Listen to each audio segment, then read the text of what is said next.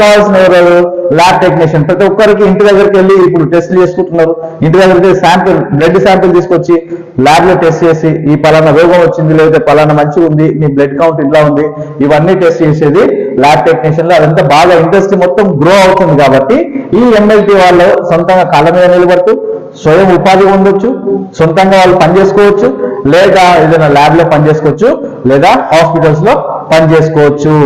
ఈ ఎంఎల్టీ వాళ్ళు చేస్తే బైపీసీ వస్తుంది ఆటోమేటిక్. అయితే బైపీసీ ద్వారా వచ్చే అన్ని కోర్సులు అంటే జేఎన్ఎం చేసుకోవచ్చు, బిఎస్సీ నర్సింగ్ చేసుకోవచ్చు, హార్టికల్చర్, అగ్రికల్చర్, తర్వాత ఇతర పారామెడికల్ కోర్సులు అన్ని కూడా చేసుకునే అవకాశం ఎంఎల్టీ ద్వారా ఉంటుంది.